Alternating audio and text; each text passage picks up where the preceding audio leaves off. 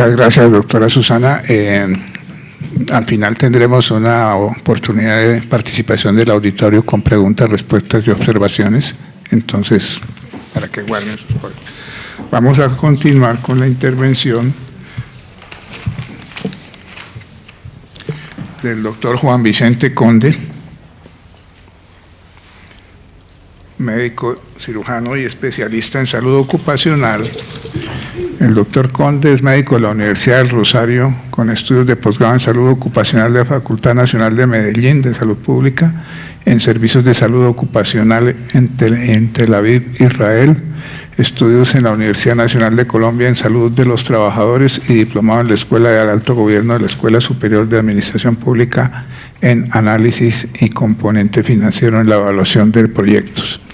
Se ha desempeñado como líder del área de salud ocupacional en el antiguo Instituto de Seguros Sociales para Bogotá, asesor en materia de salud ocupacional de los Ministerios de Salud y del Trabajo y Seguridad Social, así como del Ministerio de la Protección Social.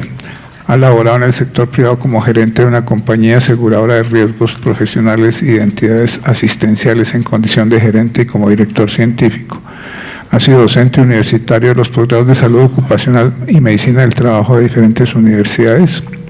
Forma parte del equipo de investigador del Grupo de Salud Ambiental y Laboral del Instituto Nacional de Salud y ha realizado estudios de investigación en campos de salud ocupacional. Ha publicado múltiples artículos. Doctor Juan Vicente, por favor. Muy buenos días. Esta presentación es después de la situación que se presentó ayer de que algunos funcionarios del alto gobierno no podían asistir, tuvimos que hacer algún esfuerzo por apoyar la gestión del foro y entonces se me pide que revisemos algo del Sistema General de Riesgos, entendiendo que pues seguramente que todos los interesados por los temas ocupacionales que están acá lo conocen. Entonces no vamos a entrar en muchos detalles, pero en los 20 minutos que me han planteado, pues revisar un poco de nuevo qué es el Sistema General de Riesgos Profesionales o laborales, como se llama ahora, desde que se hizo la modificación en sus títulos. Pues seguramente todos lo recuerdan, la Ley 100 creó el sistema como parte integral de la seguridad social, de ese sistema de seguridad social integral que la Ley 100, después de todos los debates que seguramente algunos de ustedes recuerdan y algunos otros estaban comenzando a vivir, no los conocieron en detalle, pero es eso. Y se creó el sistema de riesgos profesionales como uno de los sistemas que conforma seguridad social integral, junto con el de pensiones y el de salud, que fueron los más desarrollados entonces, y el de servicios sociales complementarios. En el libro tercero de esta ley pues está el análisis de algunos de estos temas, como son los de la pensión de invalidez, la calificación del estado de invalidez, en fin, los desarrollos que allí estaban planteados. Y cómo efectivamente a través de este decreto, el 1295, se le da estructura real al sistema en el año 94. Es el resultado de una asignación de facultades extraordinarias del Congreso a el gobierno para que desarrolle este tema, teniendo en cuenta que durante el ejercicio de la construcción de la ley 100 no se pudo desarrollar sino salud y pensiones con alguna claridad de intenciones políticas evidentes. Y este tema quedó aplazado y entonces durante el año 94 se hace este ejercicio. El resultado de eso pues es que efectivamente el sistema de riesgos forma parte de la seguridad social y tiene ese escenario: proteger y atender a los trabajadores de los efectos de los eventos que le pueden ocurrir durante su vida laboral, el accidente y la enfermedad, profesionales o de trabajo como se llamaban, o laborales como se llama hoy, y crea y define unos organismos de dirección y control. Lo define, y ahí en rojo algunas partes de la visión moderna del año 12 para acá, después de la 1562. Ese es el sistema, son entidades que tienen como objetivo fundamental prevenir, proteger, atender a los trabajadores de los efectos de las enfermedades. Prevenir, dice en principio, como dicen todas las especialidades médicas, En sus definiciones, la primera palabra que aparece es prevenir tal cosa. Aquí igual, prevenir, proteger. Si no es suficiente la prevención, pues vienen los eventos. Y después comenzamos a hablar entonces ya no de salud ocupacional, sino de sistemas de seguridad enfermo. Las disposiciones pues están relacionadas con accidentes y enfermedades y mejorar las condiciones en las cuales los trabajadores debemos desempeñar nuestra vida laboral. Viene 1562 en el año 2012 y entonces termina transformándose el tema y el aporte es sustancial porque no hay una evidencia en el 1562 que le dé una inyección fuerte técnica al sistema de riesgos, sino un cambio de denominaciones fundamentalmente. Y entonces dice eso, si la salud ocupacional, entonces en adelante se va a llamar esa SA, seguridad y salud en el trabajo. Y todo será así, ya no hay médicos especialistas en salud ocupacional, sino médicos especialistas en seguridad y salud en el trabajo. Los programas de salud ocupacional ya no son, sino son sistemas de gestión. Entonces se le quita como el rol de protagónico que era el sector salud frente al riesgo de enfermar, por un rol que a mi modo de ver es mucho más dedicado a temas gerenciales. Y tiene todas esas definiciones que están allí. El programa de salud ocupacional lo llama así y mantiene en su definición los mismos elementos que estaban en el programa de salud ocupacional. Se le cambió el nombre.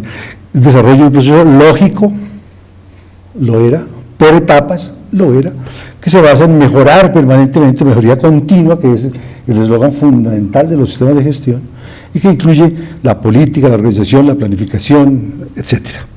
El tema es que se cambia y se le da una relevancia desde el punto de vista de integrar el esfuerzo preventivo con los demás esfuerzos de calidad que las organizaciones a través de sistemas de gestión tienen. Los objetivos se mantienen, promover y prevenir los eventos, garantizar las prestaciones asistenciales y económicas y todos los esfuerzos que tengan que ver en torno a esto. Para todas las empresas en el país, igual. Y algunas características específicas, combinan la gestión pública y privada desde la Ley 100, entran a jugar el sector privado con la posibilidad de asegurar, y lo hemos visto permanentemente, y una estrecha relación con el régimen contributivo en salud, y ese es un elemento que me parece que vale la pena que lo tengan en mención. Hay una segunda presentación que tengo yo, que era la original, en donde fortalecemos un poquito más este tema para claridad de por qué se plantea eso, una estrecha relación, porque la EPS, los que tienen la responsabilidad de la salud, son los entes aseguradores en salud y de la salud integral, no como que si fueran pedacitos, entonces usted este pedazo y usted el otro, sino que es integral. Por eso el planteamiento del sistema es en ese contexto, hay una estrecha relación de este sector. Las características del sistema pues son las definidas desde el sistema, desde el 1295, ahí no hay sin ninguna novedad sensible. Recordemos que a partir de lo que era el seguro social y de lo que se convierte como el seguro de riesgos laborales, pues hay algunos planteamientos novedosos. La afiliación, por ejemplo, es desde el día siguiente, como no era antes apenas si la gente se afiliaba en una ventanilla del Seguro Social quedaba cubierta, hoy la cobertura es desde el día siguiente porque entonces se hizo mal uso de este tipo de situaciones. Y las prestaciones asistenciales pues son integrales, todo lo que un trabajador necesite para recuperar su salud y pueda rápidamente volver a trabajar debe estar garantizado por el sistema. Pero eso significa que debe darse un reconocimiento muy temprano de la calidad de la relación de causalidad. Cuando se le dice que todos sus derechos los tiene, pero que hasta dentro de un año yo lo califico, en ese año no está sometido a algunas restricciones. Teóricamente hoy el tema del post va a cambiar y seguramente que tendría una mejor posibilidad quizá de acceder a los derechos prestacionales integrales que un trabajador tiene. Pero todo depende de que se califique la relación de causalidad temprano. Y obviamente las prestaciones económicas, tal cual, se han mantenido desde entonces. El sistema de riesgos tuvo una definición de accidente de trabajo que estuvo demandada, que hubo problemas, entonces esto cambió y hubo ajustes. Finalmente, este último decreto ley cambia la definición, que esencialmente es la misma, sino que involucra con mayor especificidad algunos eventos como los deportivos, como el tema de los sindicatos, de la gestión sindical, etcétera. Igual pasa con la definición de la enfermedad profesional, que fue demandada, que tenía dificultades porque se había excedido en algunos temas de la reglamentación. Y finalmente termina en una definición de este contexto, muy sencillita, que es lo que le aparece al trabajador en condiciones por la exposición o por los ambientes en donde se ha visto obligado a trabajar, y es eso. Esta es la norma que todos ustedes conocen, 1562. Y entonces se habla ya no de sistema de riesgos profesionales, sino de riesgos laborales. Amplía la cobertura, incluyendo algunas otras personas como en la afiliación obligatoria. Mencionaba ahora Susana el tema de estudiantes, trabajadores independientes con algunas características que pueden ser vinculados. Y acá mantiene la obligatoriedad para los sectores dependientes en el mundo del trabajo. La afiliación voluntaria para informales, que está en proceso, con algunas dificultades en la forma como se expresan algunas normas. La reciente norma de enero de 27, que habla de la identificación de peligros de los trabajadores independientes, está llena de errores técnicos que seguramente tendrán que ser subsanados de alguna manera rápida en este Ministerio del Trabajo. De cada 100 pesos que entraban en el sistema de riesgos, de acuerdo con el 1295, tenían una distribución como la que está acá: el 94% para las coberturas y las reservas fundamentales de la prestación económica y de salud, y una parte para prevención y el tema de rehabilitación, el 5% para educación en temas relacionados con prevención, y el 1% para el Fondo de Riesgos Profesionales. Esa distribución varió con la norma 1562, entonces del 94 pasó al 92, manteniendo ese 92 la fortaleza en relación con lo que es reservas, 10% para programas regulares de prevención, 5% se mantiene para el tema de actividades educativas, y daba la posibilidad de que hasta el 3% de los fondos, de los recursos de ese sistema, fueran al fondo de riesgos, pasando del 1 al 3%, hasta el 3%, dice la norma, planteando que existiría la posibilidad de que un porcentaje de estos fuera para el Instituto Nacional de Salud, que siendo la entidad, el Laboratorio Nacional de Referencia, tuviera los recursos para promover y estimular todo el proceso de investigación. No ha llegado todavía a subirse el aporte al fondo de riesgos, sino se mantiene en el 1%. Digamos que la norma desde el 2012 no ha sido efectiva en ese sentido. El nuevo fondo de riesgos le cargan unas tareas adicionales que nos parece para algunas personas que es una forma de utilizar unos recursos que tenía una destinación fundamental de estudiar y de promover la salud de los trabajadores, cargándole unas tareas como los estudios de tipo financiero. Tiene que financiarlos el fondo para la sostenibilidad del sistema, el sistema de información, que debería ser una tarea permanente del Ministerio, tiene que financiarlo el fondo de riesgos. La inspección, vigilancia y control, parte de eso tiene que ser asumida, los costos por el fondo de riesgos, y las visitas para certificar estándares mínimos también. Nos parece que hay una carga que no es conveniente para un fondo que tiene una función fundamental, que es la de promoción. Las obligaciones del empleador son las mismas que tenían en el modelo anterior. Simplemente se desaparece el tema de los registros de los comités, porque ya no es obligación hacerlo como estaba planteado inicialmente. Los trabajadores siguen con las obligaciones esenciales que traían.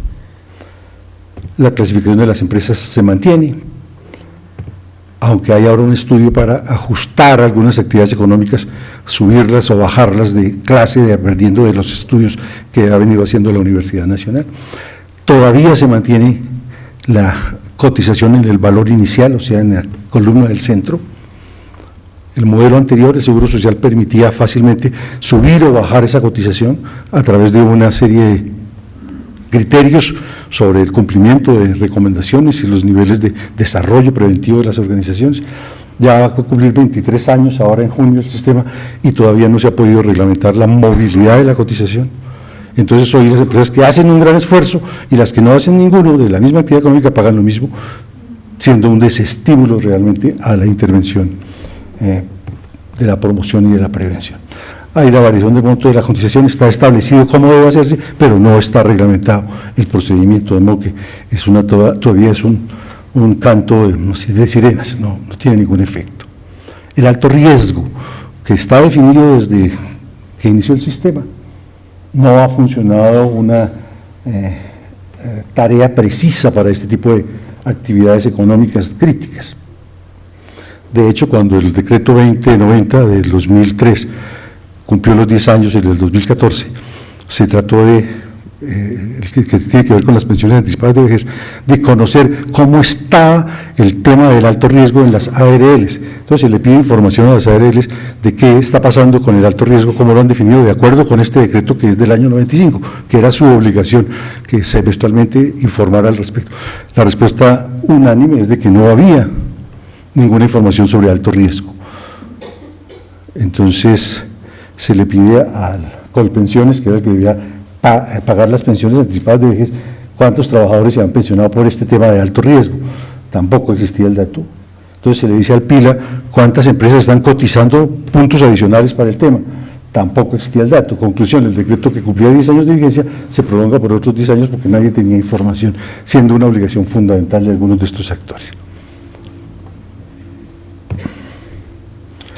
Las juntas de calificación, parece que hay un replanteamiento, se redefine algunos temas, se les da una mayor responsabilidad porque existió alguna tendencia a algún cierto desorden al interior de estas organizaciones y entonces se plantearon unas normatividades que pretenden reglamentar y ajustar un poco el funcionamiento de estas entidades. La dirección del sistema se mantiene con un Consejo Nacional de Riesgos. En este momento yo participo en el Consejo como delegado de Sociedades de Salud Ocupacional, los ministerios y las entidades administradoras. El Consejo tiene unas funciones que son fundamentalmente recomendar. Es un Consejo que recomienda y recomienda y recomienda. Pero las recomendaciones de ese nivel pues son muy poco escuchadas. Formular estrategias, normas, en fin, es lo que realmente aprueba el Consejo de Riesgos es el presupuesto del 1% del Fondo de Riesgos. Pero al interior del sistema y en el contexto de este Consejo, que se supone que es, como decía una de las diapositivas anteriores, un ente de dirección, no sabemos nada del 99%. Una preocupación que hemos venido planteando es esa. ¿Qué pasa con el resto? Si el Fondo de Riesgos tiene el 1%, que son 30.000 millones de pesos al año, el resto, el 99%, que son tantas veces más, ¿qué pasa? ¿Cómo se está invirtiendo? ¿Cómo está siendo utilizado realmente en el tema preventivo? No conocemos ese detalle. Hay realmente una fijación en el Ministerio de Trabajo en torno al 1%, que es como el gran escenario de trabajo. Hay un comité nacional que es consultivo, que se reúne muy poco, que se demora en conformarse, que tiene unas funciones complementarias para el tema. Una dirección de riesgos, que es como la cabeza visible del tema, con unas obligaciones que conocemos, no vamos a demorarnos en eso. Me parece que es fundamental llegar, las funciones de las ARLs, que en algún momento se han redefinido en torno a lo que es el programa de salud ocupacional o sistema de gestión ahora. Las garantías de la reaseguramiento, de las reaseguradoras y su reaseguramiento, del FOGAFIN, y todas las características del aseguramiento del sistema en el país. La vigilancia y el control del Ministerio de Trabajo, el Ministerio de la Superintendencia Financiera y el Ministerio de Salud en el tema asistencial.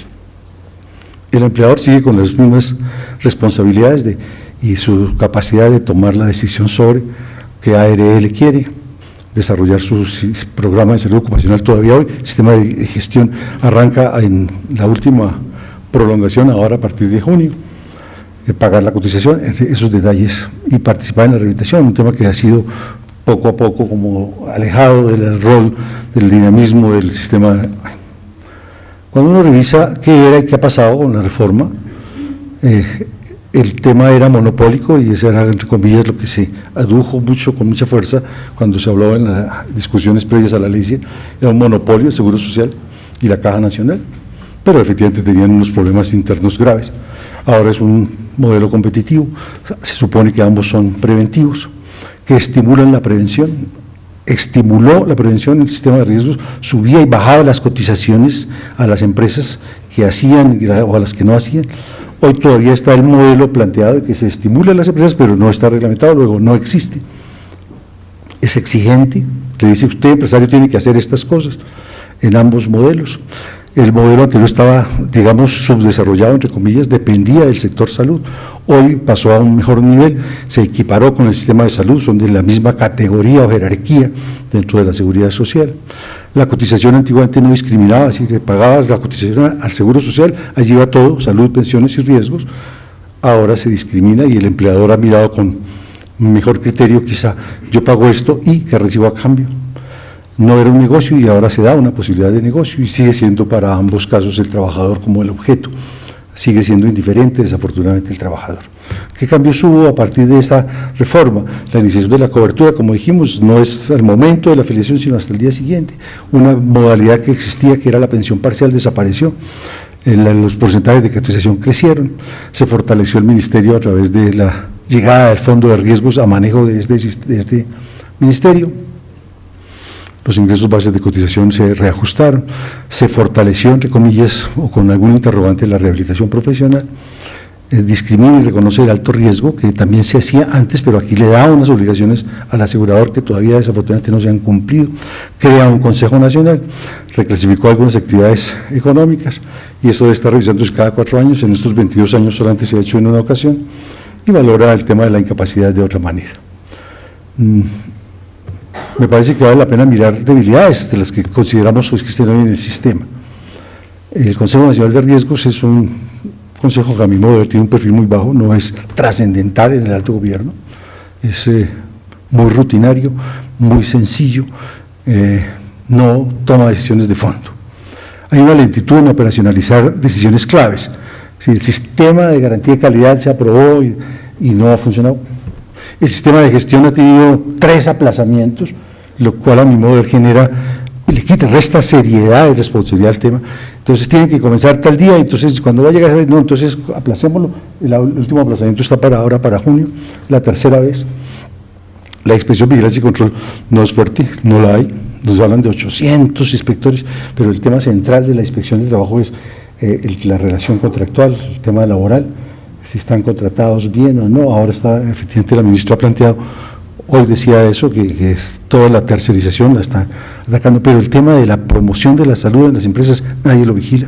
El sistema de información, aquí lo mencionaba la doctora ahora, no hay sistema de información oficial del sistema de riesgos, va 23 años sin sistema de información, depende de la información que le provee las aseguradoras. Y eso es triste. Uno necesita una información sobre qué enfermedades profesionales se negaron. No es posible porque es una información privada, no está disponible. Hay una cantidad de información que no existe. Pero en los 23 años se ha planteado crear, desarrollar un sistema, y entonces del 1% se ha sacado plata para esto, y no, pues no se ha podido, se cayó la licitación, se cayó, se aplazó, tuvo vicios, en fin. El año pasado hubo 2 intentos, no lo hubo. Este año ya se ajustó otra vez el presupuesto del fondo para hacer una nueva convocatoria que esperan abrirla en junio, y que esperamos que con el cambio de ministros, que seguramente se anuncia, no vaya a caerse otra vez ese tema. El hecho es que van 23 años sin sistema de información oficial. Y eso significa, pues, datos incompletos, fraccionados, no información oficial. Los incentivos, decíamos que se debía subir o bajar la cotización. Si una empresa hace un gran esfuerzo, una inversión seria, debería disminuir su cotización, como cualquier compañía de seguros lo hace, con una persona responsable. Pero van 23 años desde que se planteó, mantengamos el modelo que traía el Seguro Social para esto mientras se hace el otro. No, vamos a construir uno nuevo, dijeron las aseguradoras entonces, pero pues en 23 años no han logrado establecerlo. Ausencia efectiva de inspección, vigilancia y control, ya lo mencionamos. Higiene industrial escasa, la doctora hablaba de laboratorios especializados, no hay. El Instituto Nacional de Salud es responsable del tema, pero también ha tenido unos brinquitos de entusiasmo, pero rápidamente decae. Va a depender políticamente del interés de quien esté al frente, de que el tema avance o no. No hay donde homologar decisiones técnicas, los elementos de protección los que le venden a los trabajadores, que le suministran a los trabajadores, a las empresas, no están homologados. Nadie tiene autoridad técnica para decir si esto es o no es lo que necesita el país en esa materia. La medicina del trabajo que se ofrece es de baja calidad. Las IPS de salud ocupacional, me refiero en concreto. Nosotros tuvimos una en mi empresa, decidimos cerrarla, dada la competencia desleal que hay en el modelo.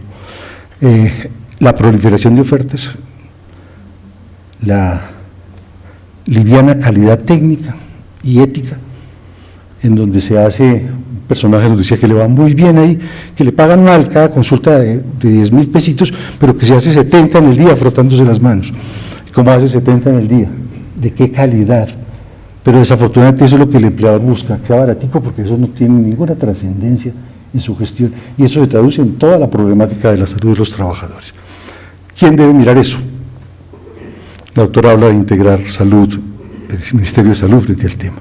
Prioridades en investigación, se hizo un esfuerzo, se diseñó un modelo, se le asignó a una entidad que no tenía trayectoria en el tema, y se hicieron unas prioridades, 18 prioridades sobre investigación, pero ya van 3 años casi con el tema y no hay nada claro frente a qué investigar en el tema. Los gerentes de las empresas creemos que son indiferentes o conformes o no sé, no hay un desarrollo fuerte en el tema. Uno separa grandes empresas y el resto. Grandes empresas son porcentajes de 4 al 5%, el resto nada. Y el sector salud sigue siendo refractario y ausente en el tema de la salud laboral. De hecho, en los 4 años que hemos estado en el sistema, en el Consejo de Riesgos Laborales, solamente hasta la última sesión fue el viceministro. En los otros años el Ministerio de Salud siempre estuvo ausente de la discusión. Entonces nos parece que hay una serie de desafíos, que hay cosas que cambiar. Pues se debe tener una reforma del Consejo de Riesgos para que tenga mejor peso, o cambiarle el nombre, insisto yo, no debe ser el Consejo Nacional de Riesgos Laborales, sino el Consejo Nacional del Fondo de Riesgo, porque su fuerte es el 1%. Superar la adicción al fondo de riesgos, la lentitud en operaciones claves, de tomar decisiones, ahí es complejo el tema, y se hacen y se rehacen. Normas efectivas de calidad, no está funcionando todavía el tema de calidad. La última norma, 1111 creo que se llama, desaparece todo el esfuerzo que se hizo hace unos 5 o 6 años sobre estándares mínimos y estándares de acreditación de alta calidad, y eso lo vuelve que si en 2 años tiene bien esto, entonces ya tiene un derecho a otra cosa. Nos parece que ahí hay un retroceso en el enfoque, pero así está planteado. La ausencia efectiva de inspección. Creemos que seguramente va a llegar el momento en que hablemos de una superintendencia de riesgos profesionales o de riesgos laborales, que sea una entidad que esté un poco más alejada del tema político para que asuma técnicamente una responsabilidad frente al tema. La disminución de la siniestralidad, que pueda implantarla. Hoy no hay una meta de siniestralidad en el país. Es decir, las ARLs no se comprometen con un porcentaje de disminución de la siniestralidad, sino el valor que dé.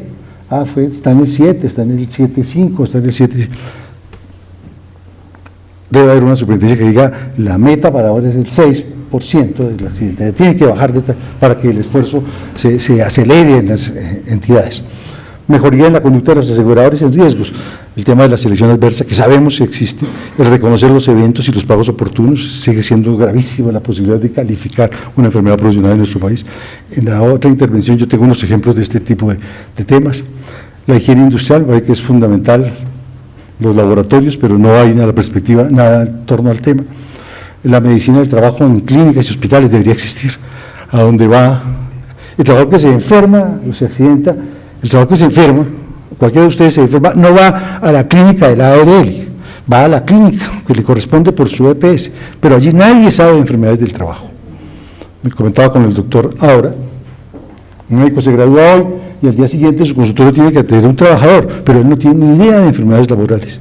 Él sabe atender asma, pero él no sabe establecer una relación de causalidad, porque no se la ha enseñado. Entonces ahí tenemos dificultades. La rehabilitación profesional me parece que ha tenido una desmejora.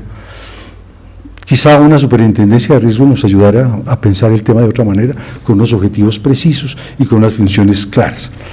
Terminemos diciendo que el país tiene una herramienta que es un sistema de riesgos para adelantar un acompañamiento técnico al proceso productivo.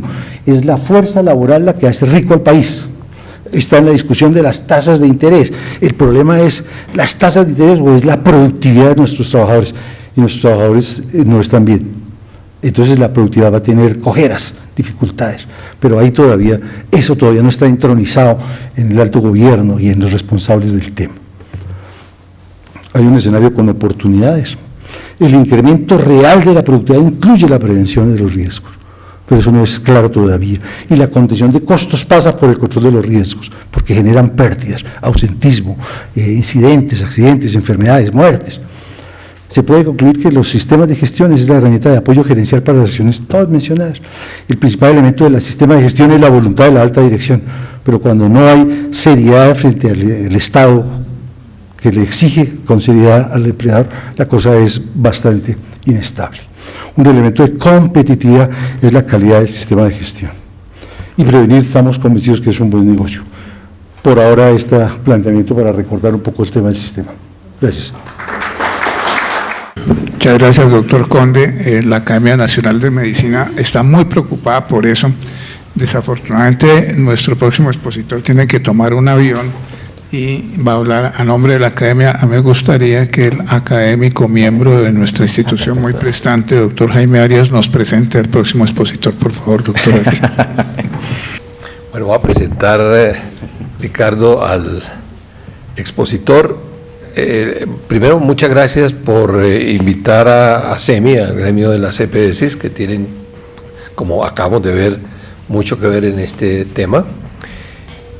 A mí me pareció que lo mejor era que esta presentación la hiciese alguien que está en el día a día de las EPS. Yo estoy por allá como en una nube, en cambio el doctor Fabián Cardona, que es el vicepresidente de ASEMI, viene de presidir una EPS, o sea que él sí ha estado en este tema y lo conoce más directamente.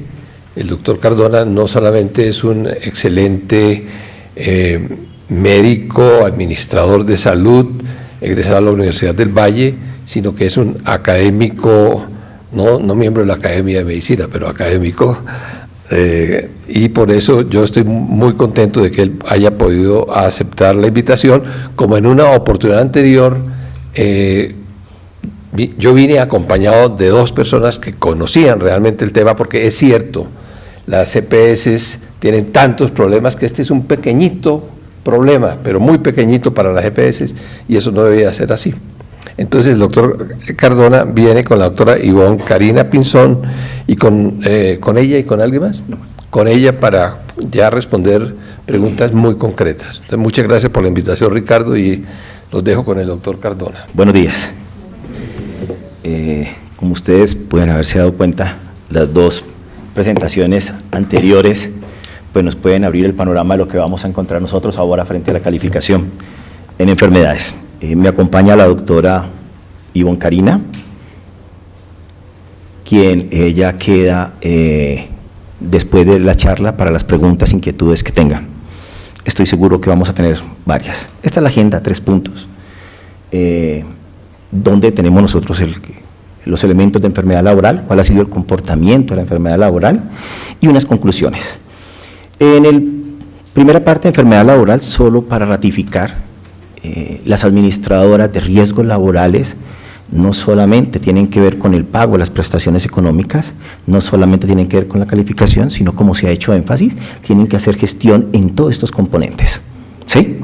Porque a veces en el imaginario colectivo la promoción y la prevención de los eventos laborales recae como si fuera de manera exclusiva en las aseguradoras de beneficios por enfermedad general. Ya ahorita nos exponían la definición que tenemos de enfermedad laboral, no vamos a volver sobre ella, pero aquí hay elementos importantes. O sea, el proceso de calificación es un tema que, si uno lo ve, está muy bien reglamentado. Hay un reporte de ATEP, hay un concepto del asegurador. Si el interesado no está conforme, pasa a la Junta, puede llegar a la Junta a nivel nacional, y hay unos tiempos establecidos, ¿sí? Y uno pudiera decir, esto está bien reglamentado, pero miremos cuál ha sido el comportamiento. Este ha sido el comportamiento del diagnóstico de las enfermedades laborales en Colombia.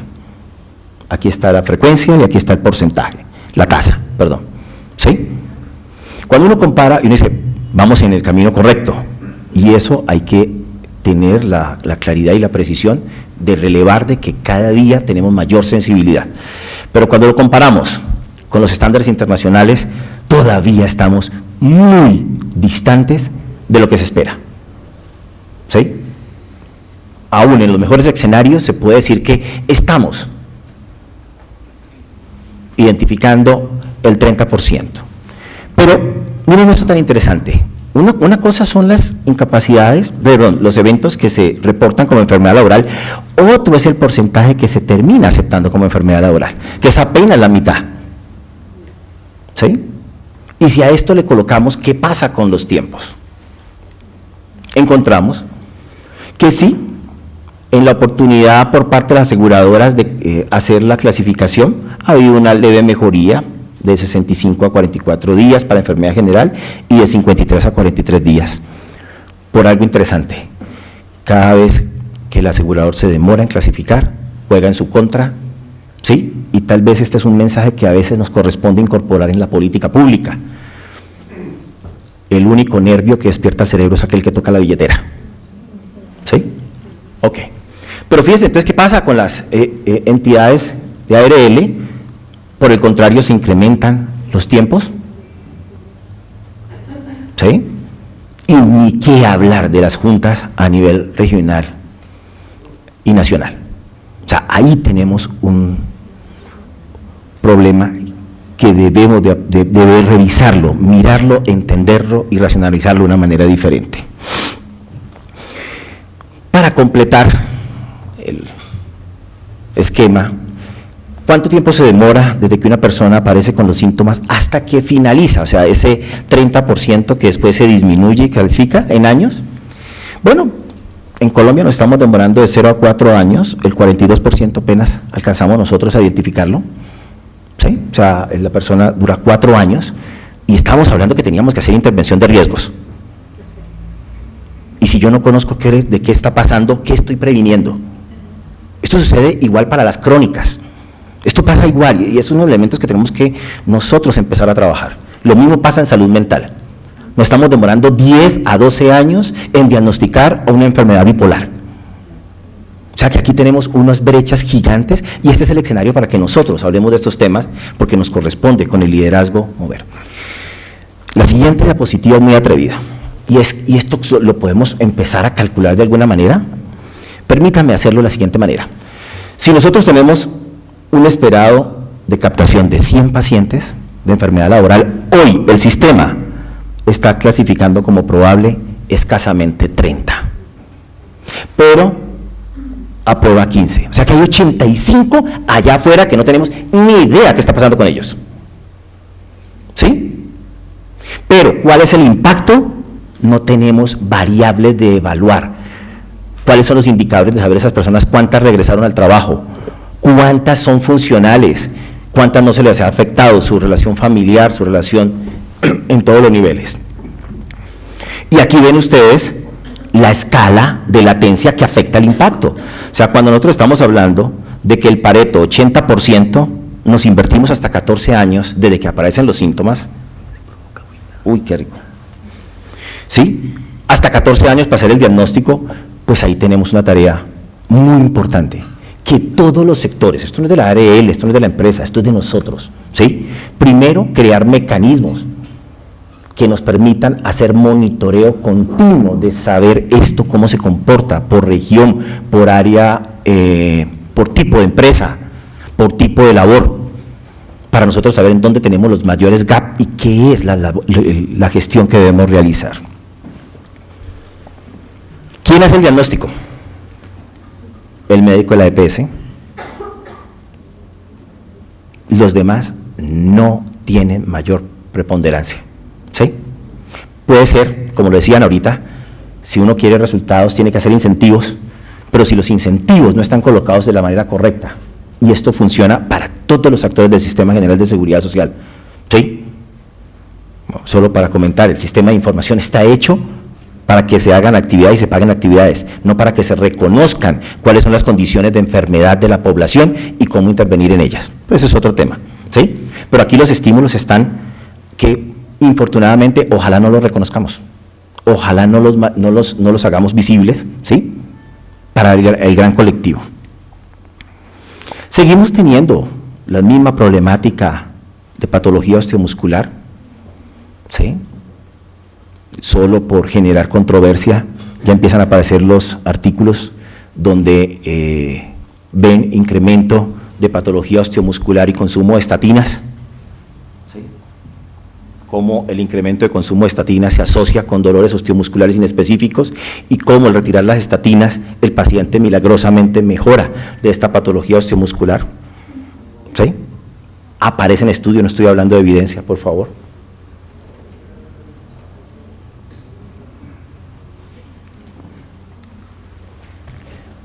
Aquí empezamos a tener algunos análisis interesantes.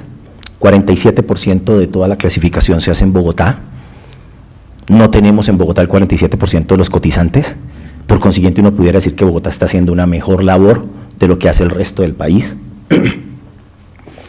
Pero más allá de que tengamos un gap muy grande de captura, también tenemos un gap en regiones, ¿sí? Ustedes pueden verse identificados ahí cuál es el déficit que tenemos nosotros. Entonces, con este escenario, que no creo que sea ajeno a ustedes frente a las dos presentaciones anteriores, nos atrevemos de manera respetuosa a presentar las siguientes conclusiones. Primero, debemos realizar esfuerzos para lograr la formalización del trabajo en el país. Pasamos por esa línea.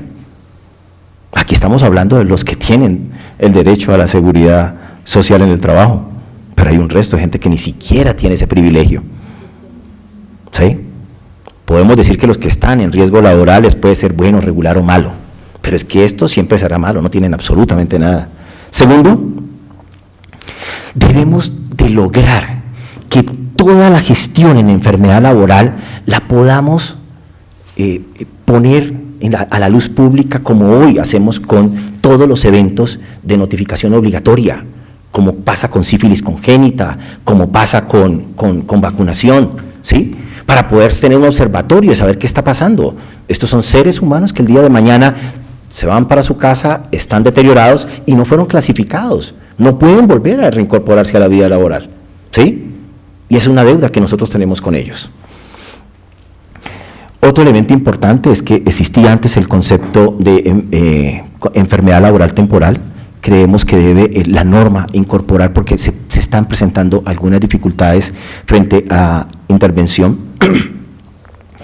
Implementar programas de medicina del trabajo de la academia, tanto en pre como en posgrados. O sea, yo no conozco, no tengo la certeza de qué tanto las universidades estén haciendo esfuerzo, pero yo sí tengo el conocimiento de allá afuera, en la práctica, que el conocimiento de los profesionales de la salud es nulo. No tienen idea. Después de 25 años todavía incapacitamos diagnósticos, no seres humanos. Y eso es una diferencia gigante, ¿sí? Entonces, esta es una tarea que también nos corresponde a nosotros liderar, no solamente en salud, en ingeniería, ¿sí? Necesitamos desarrollar modelos de atención de práctica integrada. Denme 2 minutos acá, entonces les amplío a qué me refiero. No basta con que los profesionales de la salud sepamos cómo se diagnostica la diabetes. No basta saber cómo se trata, cómo se controla, eso está perfecto, no ha cambiado. En los últimos 30 años no ha cambiado, pero seguimos todavía teniendo en el mundo, no voy a mencionar aquí cifras de Colombia por ahora, que más del 50% de los pacientes no se diagnostican y que los 10 que se diagnostican, apenas el 25% toman el medicamento de manera correcta. O sea que nos corresponde empezar a incorporar elementos en la práctica que van más allá del conocimiento de cómo se diagnostica, cómo se trata, cómo se controla y cómo se sigue. La manera como se hagan las cosas se está viendo cada vez más que tiene un factor preponderante en el resultado final de desenlace de salud de la población. Me hago entender. En estos últimos 9 años, que en la cuenta de alto costo, en Colombia, podemos decirle al país con tranquilidad que ya tenemos más del 65% de la población diabética en Colombia, se le hacen controles los últimos 6 meses y la gran mayoría están controlados. solo para colocarle en referencias, el modelo madrileño, segundo modelo más exitoso europeo, está feliz porque está llegando apenas al 60%. Entonces, pero ¿qué hay detrás? Detrás hay construcción de modelos. Y en patología osteomuscular, en los modelos actuales no favorecen la intervención. Que una persona tenga un problema osteomuscular, que vaya donde un médico general y que lo vea el especialista dentro de 3 semanas y comience una terapia dentro de 4 semanas, no sirve. Y la rueda no la tenemos que inventar, ya está inventada.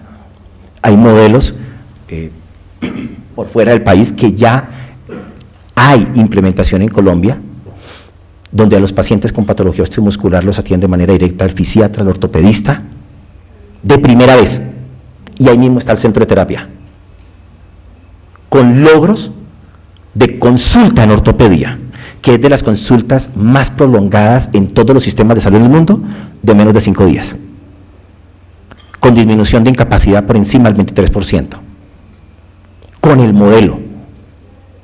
Entonces, necesitamos nosotros implementar modelos de prácticas integradas, esto lo habló Michael Porter. Lo que pasa es que no es tan antiguo, de esto no estamos hablando hace 10 años, pero nos corresponde entender que más allá de saber hacer diagnósticos, hacer control y tratamiento, nos corresponde trabajar en este componente de modelos. Dada la tendencia de incremento en patología osteomuscular, ¿sí?, se debe fortalecer la intervención en el sitio de trabajo. Necesitamos evaluar, necesitamos medir, se requiere con sentido de prioridad. Ya lo mencionaban ustedes, el sistema de información del sistema. Tenemos un atraso gigante, así como lo mencionaba, no hay estudios doctor, no tenemos estudios en Colombia en 23 años de todo el problema de NOPOS que ha sido el cáncer del sistema. Y ahí tenemos que hacer un esfuerzo gigante, porque hacer esto no es tecnología, hacer esto es tener voluntad política también, de querer entender de que tenemos que crear y adoptar estándares internacionales. Más del 50% de los pacientes atendidos en Colombia, el diagnóstico que se coloca son diagnósticos inespecíficos. ¿Y qué hacemos con eso? O sea, que aquí tenemos un trabajo gigante por hacer, ¿sí? Asegurar el cumplimiento de los tiempos, ¿sí? O sea, ahí tenemos, y hay cómo hacerlo, ¿sí? Estos problemas de oportunidad pueden solucionarse. Requerimos un sistema de información transaccional que permita visualizar a todas las entidades, empresas y comunidad en general. No podemos decir por un lado que es que la salud depende de las personas, que las personas tienen que apropiar de la salud, pero tenemos un pavor para entregarle los datos de la historia clínica y si es de él. ¿Qué pavor? O sea, es un paradigma y hay que romperlo. Qué chévere que la gente pueda saber de qué viene una persona, no para prohibirle su ingreso a laborar, sino para saber cómo se ejerce, pero tenemos que cambiar, ¿sí? Ahí tenemos otro reto grande. Por último, pues, ratificar lo que se mencionó, definitivamente aquí hay que gestionar todo el componente de riesgos. Bien, muchas gracias.